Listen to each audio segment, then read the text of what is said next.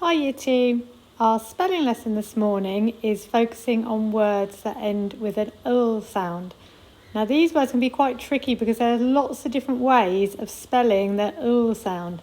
Today we're going to be looking at LE endings, but also there are EL endings, there are AL, there are IL. So there are lots of different ways and you just have to learn and recognise which spellings go with which words. So I'm going to tell you what these pictures are and put the ul in, and then you're going to pause the screen and have a go at writing them yourself. So at the top here we've got a table. This is a marble. Oh, here they are again. We keep doing this word, don't we? These are people, and that's the colour, purple. That one's a puddle. I hope I can remember what all of these are. That's a bottle. That's a cuddle. Up there, that's a kettle, used for boiling water. Now that's not a stone, it's a pebble. We've got a castle or a castle. And we've got, what would the bike one be? That's hard, I'm going to leave that for a bit. We've got a bubble, I recognise that one. Oh, I think it's saddle, isn't it? It's the saddle of a bike. And right at the top, we've got an apple. So you know how these words end, you've got the tricky bit. I want you to try and work out the first half of those words and have a go at writing them all now. So I hope you've had a go at spelling those words on your own. Now I'm going to fill in. And so if you've made mistakes, remember, you don't need to rub it out. You just write the correct one next to it. So we'll start up in the top corner with table. So tab, it's like table. And then marble has also got a bull. It starts with a ma, and then b for marble, and then piopple, p, op, and you've got the ul at the end. Purple is pur, and then a pull. Now castle, you have to sort of say it with a different accent. It helps if you say castle, because then you won't accidentally put an R in it. So there's castle. And we've got puddle. Now lots of these words have got the double consonant rule. When there's a short vowel sound like an R, put R, you double the consonant, puddle.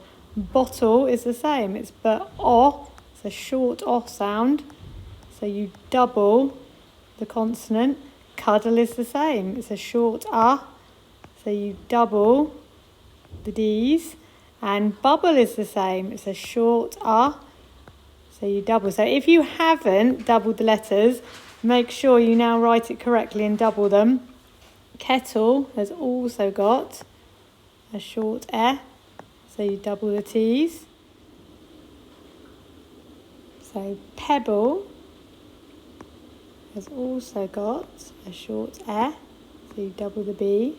Saddle is a short A, so you double the D's. And apple, you probably guessed by now, is a short A, and you double the P's. So we're learning two rules at once here. We're learning the double consonant rule after a short vowel sound, after A, I, E, O, or R, and we're learning how to spell the ul sound at the end of these words. So make sure you've written those down in your book. You might be able to think of a few more examples because there are lots.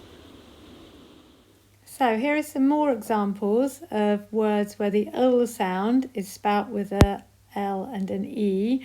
I want you to pause the screen and have a go at reading these words out. And some of them are ones that you've already done. So pause now and have a go at reading them.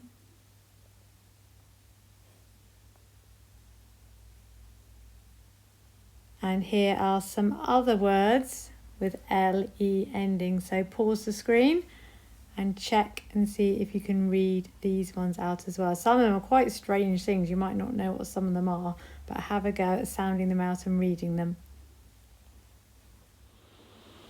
Our TLP for today's English lesson is, can I write 5 questions about our new topic?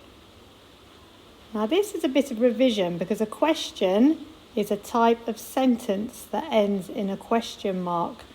So here is the little question mark symbol.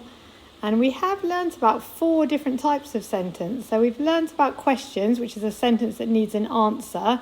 We've also learnt about statements, which is a sentence that tells you information. It's like a statement of fact.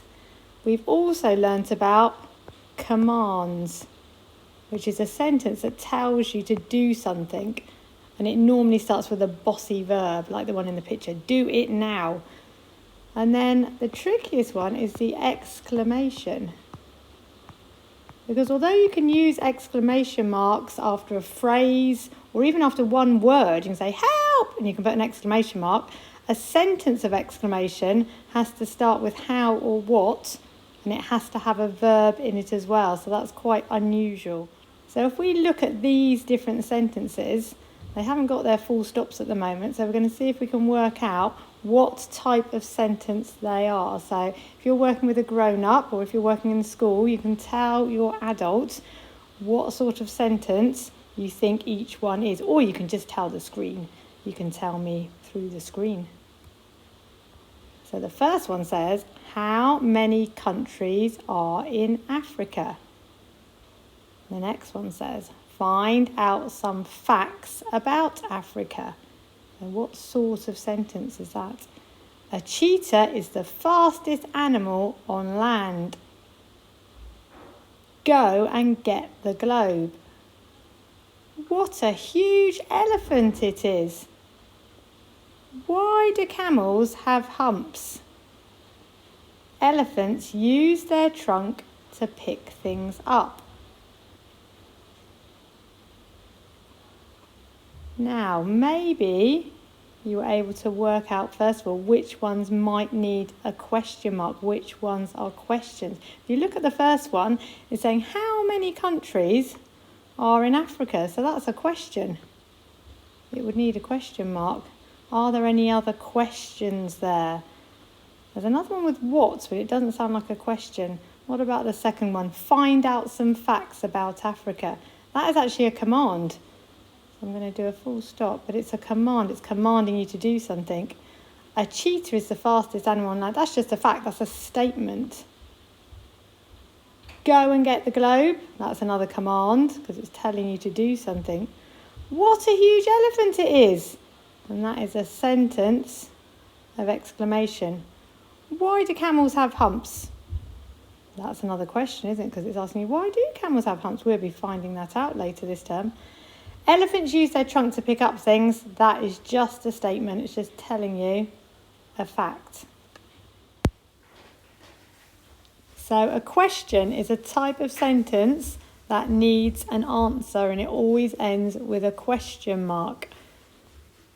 Now there are some useful words to help you start writing questions. A lot of them are w words, where you have that digraph that makes the w sound. So we've got who, what, where, why, when, which. And you don't have to use those. You could use other words like how. You could start a question with how. You could start a question with did. Well, remember, if you're writing that in a sentence, all of those words would need a capital letter. So the capital W would need to be a lot bigger than the other letters. So you can really tell it's a capital. It would have to be higher than the other letters. So our new topic is about Africa. So what I want you to do before we learn any more about Africa is think of some questions that you might like answered. And it might be about the whole continent of Africa. It might be just about animals that live there. So it could be a question about an animal like an elephant. You could ask, where is the longest river in Africa? Or how high is the highest mountain in Africa? Or which country has the most people living in it in Africa? Or what languages do they speak in Africa? So I want you to think of 5 questions and try and use different starters. So don't make them all what. Try and choose 3 different question words to start your questions. And maybe we can later on in our topic find out some of the answers to the questions that you've thought of. So these are some pictures that we use in the classroom to show the different types of sentence. So the first one here, we've got the commander who commands. Mrs. Lewis is going to show you our made up sign for commander. So when we talk about commands, we're going to use that one. And the exclaimer, who's very excited. That's the exclaimer, so we might be able to use these on Zoom to see if you can tell which sentence is which. Right, the statement maker, who's very serious, who's just going to make statements. And the one we're doing today, the questioner. Like he's asking a question. Now there are some Makaton signs for the different question words. So the first one I have a go at is who. It's like making an O shape with your finger. So that one's who. And then what. It's a bit like you're telling someone off, doesn't it? What. Where. Oh, I'm going to need 2 hands for that. So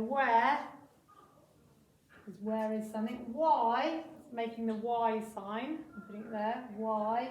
And when is that one. And there was another one, I think, that Mrs. Chapman told us, that was which is like that. So those are some of the words I want you to use when you start your questions.